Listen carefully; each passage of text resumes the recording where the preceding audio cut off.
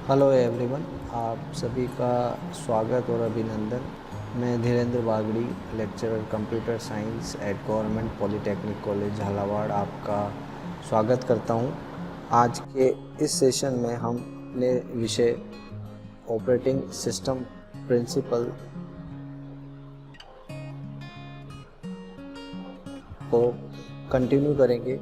देखिए, अभी तक हमने ऑपरेटिंग सिस्टम के 3 सेशन कवर कर लिए हैं। इन सेशंस में हमने सब्जेक्ट को पढ़ने के ऑब्जेक्टिव देखे, उसके बाद हमने ऑपरेटिंग सिस्टम की परिभाषा देखी, ऑपरेटिंग सिस्टम स्ट्रक्चर क्या होता है वो देखा, 4 components of a computer systems देखे, उसके बाद ऑपरेटिंग सिस्टम क्या करता है उसे जाना, ऑपरेटिंग सिस्टम की डेफिनेशंस को टेक्निकली समझा, इसके based on it's components. Computer startup के बारे में देखा कि जब स्टार्टअप होता है कंप्यूटर का पावर ऑन करने से लेकर विंडोज़ डिस्प्ले तक, तो किस तरीके से जो कर्नल प्रोग्राम्स होता है ऑपरेटिंग सिस्टम का वो सबसे पहले कैसे लोड होता है, कहाँ से लोड होता है, ठीक है, वो चीज़ हमने देखी। कंप्यूटर सिस्टम का ऑर्गेनाइजेशन किस तरीके से होता है, ठीक है, कंप्यूटर सिस्टम ऑपरेशंस क्या होते हैं, कॉमन फंक्शंस ऑफ इंटरप्ट हमने देखे, इंटरप्ट को किस तरीके से हैंडल किया जाता है, इंटरप्ट टाइमलाइन क्या है, आईओ स्ट्रक्चर, और जो बहुत इम्पोर्टेंट है कंप्यूटर साइंस में स्टोरेज से रिलेटेड, तो बेसिक अगर हम बात करें बेसिक स्टोरेज की, तो किस तरीके से स्टोरेज यहाँ पर यूनिट, जो स्मॉलेस्ट यूनिट होती है वो क्या होती है, वो आपकी होती है बिट, ठीक है। तो बिट से बाइट कैसे बनता है, बाइट से केबी, केबी से MB megabyte, then gigabyte, then terabyte, then petabyte, ठीक है। तो ये सारी चीज़ें हमें आनी चाहिए। स्टोरेज स्ट्रक्चर क्या होता है ये हमने देखा, स्टोरेज हायरार्की क्या होती है based on types of storages that we have, तो ये हायरार्की होती है। अब मैंने आपको बताया था ऊपर से नीचे की तरफ आएंगे तो एक्सेस टाइम बढ़ जाता है, ठीक है, और स्पीड कम हो जाती है, ठीक है, डिस्टेंस बढ़ जाने से स्पीड कम हो जाती है, और ये रजिस्टर्स जो होते हैं सबसे फास्टेस्ट होते हैं, फिर कैश होता है, ठीक है, main memory, solid state, hard disk, optical magnetic tapes. तो कैशिंग के बारे में हमने देखा, कैशिंग क्या होती है, direct memory address access structure देखा। अब हम इस सेशन में प्रारंभ करते हैं कि वॉन न्यूमन आर्किटेक्चर क्या होता है, ठीक है। तो बेसिकली वॉन न्यूमन आर्किटेक्चर में हम यहाँ पे ये जो ब्लॉक्स देख रहे हैं, एक तो आप देख पा रहे हो सीपीयू यहाँ पे है, यहाँ पे आपका मेमोरी है, और यहाँ पे डिवाइसेस हैं, ठीक है। हर डिवाइस एक पर्टिकुलर काम करने के लिए बना हुआ होता है, तो सीपीयू से कनेक्टेड होता है, मेमोरी से कनेक्टेड होता है, ठीक है। अब यहाँ पे जब सीपीयू जब सीपीयू के पास इंस्ट्रक्शन आता है, जब ऑपरेटिंग सिस्टम हार्डवेयर से इंटरेक्ट करता है, तो सबसे पहला इंस्ट्रक्शन सीपीयू के पास आता है। तो सीपीयू क्या करता है, अगर किसी पर्टिकुलर डिवाइस को यूज़ करना होता है तो वो इनपुट आउटपुट रिक्वेस्ट उस पर्टिकुलर डिवाइस को भेजता है, ठीक है। उस डिवाइस इंटरेक्ट करता है, अपना डेटा सीपीयू को भेजता है, ठीक है। और यहाँ पे एक केस ये भी हो सकता है कि डिवाइसेस जैसे इनपुट आउटपुट डिवाइसेस हैं, इसमें अगर हम कंसीडर करें आपका माउस और कीबोर्ड है, they send interrupt, okay, they can directly interrupt, हमने ये सब देखा। उसके बाद यहाँ पे डिवाइसेस जो हैं कहाँ लोड होते हैं, डिवाइसेस के इंस्ट्रक्शंस लोड होते हैं मेमोरी में, तो ये डायरेक्ट मेमोरी एक्सेस हो सकता है, डीएमए मतलब डायरेक्ट मेमोरी एक्सेस। और मेमोरी और सीपीयू के बीच में इंटरेक्शन होता है, डेटा का मूवमेंट होता है या इंस्ट्रक्शंस का मूवमेंट होता है। देखिए, जब सीपीयू को अगर किसी प्रोग्राम को प्रोसेस करना है या प्रोसेसेस जो भी क्रिएट होती हैं वो सबसे पहले कहाँ लोड होती हैं, वो मेमोरी में लोड होती हैं, और फिर सीपीयू उन पर ऑपरेशंस परफॉर्म करता है। इंस्ट्रक्शन साइकिल एक प्रोसेस में जितने नंबर ऑफ इंस्ट्रक्शंस होते हैं उनको एग्जीक्यूट करने के लिए सीपीयू का यूटिलाइजेशन किया जाता है। इस एक प्रोसेस को कम्प्लीटली एग्जीक्यूट करने के लिए इंस्ट्रक्शन एग्जीक्यूशन साइकिल आपका यहाँ पे कंसीडर होता है। तो ये वॉन न्यूमन आर्किटेक्चर है, ये बहुत इंपॉर्टेंट है। आज के जितने भी कंप्यूटर्स हैं सब इसी आर्किटेक्चर्स पे काम करते हैं, ठीक है। कंप्यूटर सिस्टम आर्किटेक्चर की जब हम बात करते हैं तो most system usage a single general purpose processor. तो एक सिंगल जनरल पर्पस प्रोसेसर होता है। मोस्ट सिस्टम है और special purpose processor as well, ठीक है। Multi processor system growing in use and importance. अब मल्टी प्रोसेसर क्या है? मल्टी का मतलब एक से ज़्यादा और प्रोसेसर मतलब जो प्रोसेस करता है। तो आजकल के समय में जो भी सिस्टम आने लगे हैं वो मल्टी प्रोसेसर्स हैं। प्रोसेसर्स एक ही होगा या तो उसको कोर में डिवाइड कर दिया जाता है पैरेलल प्रोग्रामिंग को बढ़ाने के लिए, ठीक है, पैरेलल प्रोसेसिंग को बढ़ाने के लिए। इनको हम बोलते हैं पैरेलल सिस्टम भी बोलते हैं, टाइटली कपल सिस्टम भी बोलते हैं। मल्टी प्रोसेसर्स को हम parallel system, tightly couple system भी बोलते हैं। एडवांटेजेस क्या हैं? इंक्रीज्ड थ्रूपुट बढ़ जाता है। अब देखिए थ्रूपुट का क्या मतलब है? थ्रूपुट का मतलब है कि एक इंस्ट्रक्शन साइकिल में जब सीपीयू एक इंस्ट्रक्शन साइकिल में नंबर ऑफ प्रोसेसेस या नंबर ऑफ इंस्ट्रक्शन एग्जीक्यूट करता है। अगर मान लीजिए सीपीयू का एग्जीक्यूशन साइकिल है 1 सेकेंड, ठीक है, 1 second is execution cycle, execution cycle, ठीक है, फॉर सीपीयू। तो अगर आपके पास सीपीयू इस तरीके का है या प्रोसेसर इस तरीके का है जो 1 सेकेंड में 40 इंस्ट्रक्शन सेट इंस्ट्रक्शंस एग्जीक्यूट कर रहा है, ठीक है, तो ये एक C1 सीपीयू हो गया और एक दूसरा C2 सीपीयू 1 सेकेंड में 60 इंस्ट्रक्शंस एग्जीक्यूट कर पा रहा है। तो इसको हम बोलेंगे कि C2 का थ्रूपुट C1 से ज़्यादा है। समझ में आ रही है बात? तो थ्रूपुट का मतलब होता है एक पर्टिकुलर इंस्ट्रक्शन साइकिल या टाइम पीरियड में कितने number of instruction CPU execute करता है, उसको थ्रूपुट बोलते हैं। तो जो मल्टी प्रोसेसर होते हैं 1 सेकेंड में वो एक से ज़्यादा तो इंस्ट्रक्शन एग्जीक्यूट करते हैं। बट अगर उसको कंपेयर किया जाए किसी दूसरे सीपीयू से तो वो काफ़ी ज़्यादा इंस्ट्रक्शन एग्जीक्यूट करते हैं, ठीक है। इकोनॉमी ऑफ स्केल होता है, ये इसके एडवांटेजेस हैं, ठीक है। इकोनॉमिकल होता है, रिलायबिलिटी काफ़ी होती है, विश्वसनीयता बहुत बढ़ जाती है। अगर मान लीजिए जैसे एक मेन प्रोसेसर है, अगर ये फेल हो गया तो आपका पूरा सिस्टम ब्लॉक हो जाता है। लेकिन इसी तरीके से अगर आपके पास मल्टी प्रोसेसर्स हैं, एक प्रोसेसर अगर काम नहीं करता है तो दूसरा काम जरूर करेगा, ठीक है। Two types: asymmetric multiprocessor. Each processor is assigned a special task. और symmetric multiprocessor, each asymmetric multiprocessing में क्या होता है?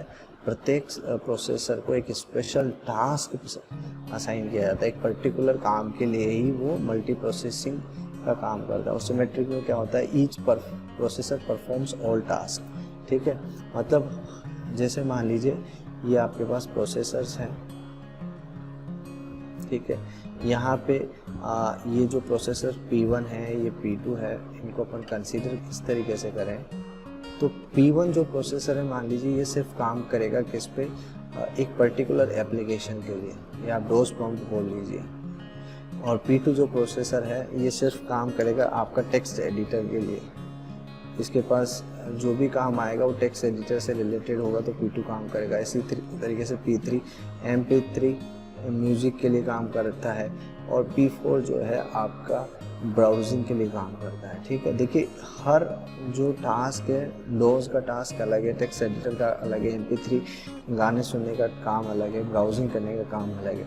तो जब आप इस तरीके के प्रोसेसर्स तैयार करते हैं जो इस एक पर्टिकुलर टास्क करने के लिए ही होते हैं तो उसको अपन बोलते हैं असिमेट्रिक मल्टी प्रोसेसिंग, ठीक है।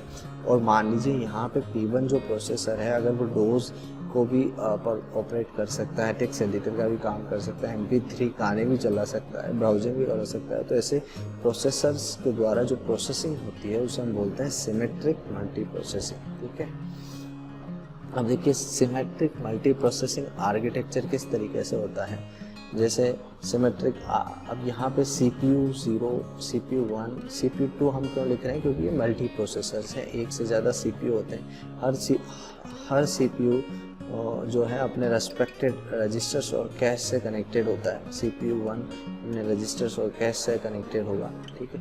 और ये सब आपस में कहाँ कनेक्टेड होता है, मेमोरी से ये कनेक्टेड होते हैं, ठीक है। CPU बेसिकली जो काम करता है वो किस पे काम करता है, मेमोरी के अंदर लोड किए हुए प्रोग्राम या प्रोसेसेस पे, ठीक है। और dual core design, dual core का मतलब क्या होता है, डुअल कोर मतलब दो, ठीक है।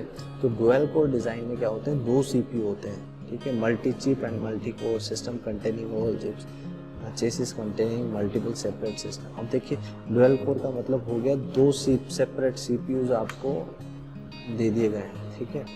तो इसको हम डुअल कोर बोलते हैं और डायरेक्टली वो कनेक्टेड होता है मेमोरी से, ठीक है। क्लस्टर्ड सिस्टम का क्या मतलब है, like multi processor system but multiple systems work together. तो क्लस्टरिंग में क्या होता है कि जो प्रोसेसिंग पावर होता है वो काफ़ी बढ़ जाता है, इंटीग्रेट हो जाता है। मतलब मान लीजिए एक प्रोसेसर यहाँ रखा हुआ है, ए प्लेस पे रखा हुआ है, या बोल लीजिए एक इंडिया में रखा हुआ है, एक ऑस्ट्रेलिया में रखा हुआ है, और एक प्रोसेसर आप बोल दीजिए US में रखा हुआ है, ठीक है। अब ये तीनों प्रोसेसर अलग अलग जगह पे रखे हुए हैं, लेकिन अगर आप इनके क्लस्टर्स क्रिएट कर दें, एक सेंट्रलाइज सिस्टम के थ्रू इनको कनेक्ट कर दिया जाए, तो आप तीनों की प्रोसेसिंग पावर्स का यूटिलाइजेशन एक टाइम पे कर सकते हो, ठीक है। तो usually sharing storage wire storage area network, ठीक है, प्रोवाइड्स अ हाई अवेलेबिलिटी। मान लीजिए ये जो प्रोसेसिंग पावर है इंडिया के जो प्रोसेसर लगा हुआ है, एक जैसे हम आगे भी पढ़ेंगे क्लाइंट सर्वर आर्किटेक्चर किस तरीके से होता है, डिस्ट्रीब्यूटेड आर्किटेक्चर किस तरीके से होते हैं, काफ़ी डीप कंसेप्ट है ये। तो मैं एक साधारण सा एग्जांपल दे रहा हूँ। मान लीजिए कोई वेबसाइट आपने लॉन्च की हुई है और ये इंडिया में, ऑस्ट्रेलिया और US में इसके सर्वर आपने इंस्टॉल किए हुए हैं। मान लीजिए अगर कोई सर्वर इंडिया में काम नहीं कर रहा है, मतलब यहाँ पे प्रोसेसर फेल हो गया है, तो वो क्या है, वो आपको US से कनेक्ट करवा सकता है या ऑस्ट्रेलिया से कनेक्ट करवा सकता है, ठीक है। तो अवेलेबिलिटी बहुत हाई होती है। अगर फेल भी हो जाता है एक सिस्टम, एक प्रोसेसर फेल भी हो जाता है, तो दूसरा प्रोसेसर आपका वो काम करके देगा, ठीक है। Asymmetric clustering has one machine in hot standby mode. Symmetric clustering has multiple nodes running application monitoring each other, ठीक है। Some clusters are for high performance computing. Application must be written to use parallelization, ठीक है। तो जो applications आप run करवाना चाहते हो, ठीक है, मतलब आप इस तरीके की प्रोसेसिंग पावर का यूज़ करना चाहते हो, तो आपको इस तरीके की सॉफ्टवेयर या एप्लीकेशन डिज़ाइन करनी होती हैं जो पैरेललाइजेशन पे बेस्ड होती हैं, पैरेलली काम करने लायक होती हैं। Some have distributed lock manager to avoid conflicting operations. तो ये सारे जो टेक्निकल टर्म्स हैं ये क्लस्टर्ड बेस्ड ऑपरेटिंग सिस्टम में काम आते हैं, ठीक है। अब ये देखिए यहाँ पे एक कंप्यूटर है, ठीक है। तो कंप्यूटर है तो इसके पास इसका CPU होगा, एक प्रोसेसर होगा, इसी तरीके से कंप्यूटर ही है। ये तीनों आपस में एक दूसरे से इंटरकनेक्टेड है, और जो इनका स्टोरेज है वो एक नेटवर्क पे रखा हुआ है। मतलब जो भी स्टोरेज है इनका, तो वो आपस में शेयर्ड है एक स्टोरेज एरिया नेटवर्क के थ्रू, ठीक है। ऑपरेटिंग सिस्टम का स्ट्रक्चर किस तरीके से होता है, multi programming batch system needed for efficiency, single user can not keep CPU and IO devices busy at all the times. Multi programming organizes jobs so CPU always has one to execute. देखिए बहुत important काम है CPU को 100 engage करके रखना, तो ये बहुत इम्पोर्टेंट है, ठीक है। अब ये ऑपरेटिंग सिस्टम इतना इंटेलिजेंट सिस्टम होता है, ये नहीं चाहता या हम भी नहीं चाहते कि हमारा CPU आइडल बैठे, ठीक है। तो इस तरीके से प्रोग्राम्स को ऑर्गेनाइज किया जाता है कि CPU हमेशा एंगेज रहे, ठीक है। A subset of total jobs in a system is kept in memory, one job selected and run via job scheduling, ठीक है। तो देखिए जॉब मतलब टास्क होते हैं, तो इससे रिलेटेड, हर जॉब से रिलेटेड एक प्रोसेस क्रिएट होता है। तो किस प्रोसेस को कब CPU को अलोकेट करना है, कब उसको सीपीयू देना है, ताकि सीपीयू उस पर प्रोसेसिंग करके उसका आउटपुट जनरेट कर सके। तो प्रोसेसेस का शेड्यूल करना होता है। तो ये काम शेड्यूलिंग का जो काम है वो ऑपरेटिंग सिस्टम करता है। देखिए हम देखेंगे कि शेड्यूलिंग क्या होता है। First come first serve basis पे शेड्यूलिंग होता है। शॉर्टेस्ट जॉब फर्स्ट होता है, ठीक है। उसके बाद SRTF करके होता है, तो इस और आपका राउंड रोबिन करके जॉब शेड्यूलिंग होता है, ठीक है। ये टेक्निक्स होती हैं जिसके आधार पर ऑपरेटिंग सिस्टम डिसीजन लेता है कि किस जॉब को किस प्रोसेस को कब सीपीयू अलोकेट करना है, ठीक है। When it has to wait और स्विचेस टू अनदर जॉब, ठीक है। मान लीजिए कभी इनपुट आउटपुट के लिए आपका सिस्टम बिजी हो रखा है, सीपीयू बिजी हो रखा है, तो ऑपरेटिंग सिस्टम उस जॉब की जगह दूसरी जॉब को इंगेज कर देता है कुछ और काम करने के लिए, ठीक है। तो इसको अपन बोलते हैं मल्टी प्रोग्रामिंग। तो ऑपरेटिंग सिस्टम जो है वो मल्टी प्रोग्रामिंग का काम करता है बहुत इफ़िशिएंट वे में, ठीक है।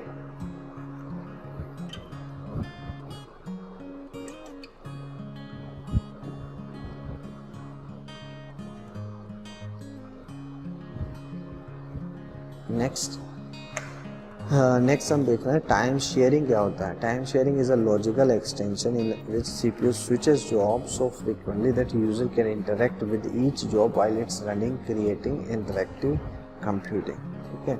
Response time should be less than 1 second. Each user has at least one program executing in memory, ठीक है। अब देखिए अपन मल्टीटास्किंग की बात कर रहे हैं, मतलब एक से ज़्यादा काम, ठीक है। और अभी हमने देखा ऑपरेटिंग सिस्टम के टाइप्स हैं।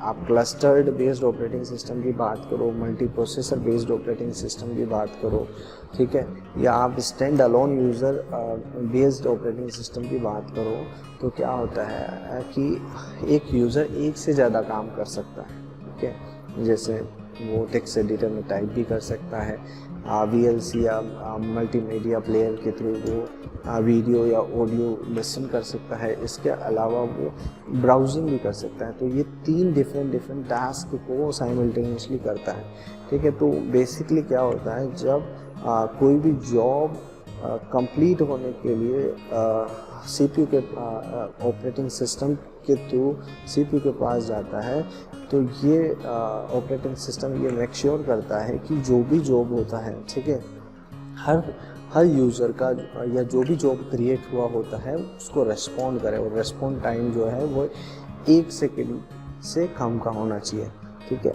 यही केस अगर हम क्लस्टर्ड इन्वायरमेंट में चले जाएं, जहाँ पर एक से ज़्यादा CPUs डिस्टेंस प्लेसेस पे रखे हुए हैं और स्टोरेज एरिया नेटवर्क के through they are connected, so what happens, they wanted to finish their task, so the job comes to the CPU, and what CPU does, CPU makes sure each user's job has to begin, ठीक है। हर user का जो programme है वो execution में आ जाना चाहिए, चाहे उसका एक इंस्ट्रक्शन ही पूरा स्टार्ट क्यों ना हो, ठीक है। इससे क्या लगता है, इससे यूज़र को लगता है हाँ भाई मेरा काम स्टार्ट हो गया है, now it may take time, ठीक है। Depends upon the availability and the speed of the CPU, ठीक है। तो इसको हम बोलते हैं each user has at least one program executing in memory, जिसको हम बोलते हैं प्रोसेस, ठीक है। इसको हम बोलते हैं प्रोसेस। और several jobs ready to run at the same time, इसको अपन बोलते हैं CPU शेड्यूलिंग, ठीक है। एक से ज़्यादा प्रोसेसेस तैयार होती हैं सेम टाइम पे, तो किसको CPU अलोकेट करना है, इसको बोलता है CPU scheduling. If process don't fit in memory, swapping moves them in and out to run, ठीक है। तो मान लीजिए कोई प्रोसेस मेमोरी में है और वो रन नहीं कर रही है और दूसरे को रन करना है, तो स्वैपिंग होता है प्रोसेसेस का, इसको निकाल के दूसरे को डालना है, इसको अपन स्वैपिंग बोलते हैं। और वर्चुअल मेमोरी का जो कॉन्सेप्ट है ये बहुत ही ब्यूटीफुल कॉन्सेप्ट है, ओके। हम आगे के आने वाले सेशंस में पढ़ेंगे वर्चुअल मेमोरी एक्चुअली होता क्या है, कैसे काम करता है। Virtual memory allows execution of processes not completely in memory, ठीक है। अब मेमोरी का लेआउट जो मल्टी प्रोग्राम सिस्टम्स होते हैं उसमें किस तरीके से होता है, ठीक है। अब आप देख रहे हो ये क्या है, ये जो आप ब्लॉक्स देख रहे हो, ठीक है, ये मेमोरी ब्लॉक्स हैं, ठीक है। ये मेमोरी मेमोरी ब्लॉक्स होते हैं, यहाँ पे बेसिकली मेमोरी ब्लॉक, ठीक है, और इसको अगर अपन कंसीडर करें तो ये मेमोरी है, ठीक है। इसमें जो सबसे जो ब्लॉक्स हैं इसमें क्या क्या लोड होता है, सबसे पहले तो ऑपरेटिंग सिस्टम लोड किया हुआ होता है। ऑपरेटिंग सिस्टम भी क्या है, प्रोग्राम है, इसके भी इंस्ट्रक्शंस हैं, वो लोड होते हैं। जॉब 1 क्या है, एक पर्टिकुलर जॉब हो सकता है किसी यूजर्स द्वारा जो करवाना चाहता है CPU से जॉब, ठीक है। फिर जॉब 2, जॉब 3 एंड जॉब 4। ये 512 M का क्या मतलब है, मतलब 0 से लेकर 512 मिलियन, ठीक है, M, या इसको अपन मेगाबाइट बोल रहे हैं, ठीक है। तो अगर आप डिवाइड करोगे तो हर ब्लॉक की साइज सेम भी हो सकती है, इक्वल भी हो सकती है, इक्वल नहीं भी हो सकती है। ये डिपेंड करता है वेरिएशंस पे, किस तरीके की एल्गोरिथम, किस तरीके का फीचर्स ऑपरेटिंग सिस्टम यूज़ कर रहा है, ठीक है। ये आगे डिटेल में आपको क्लियर होगा ये साइज किस तरीके से वेरी होता है।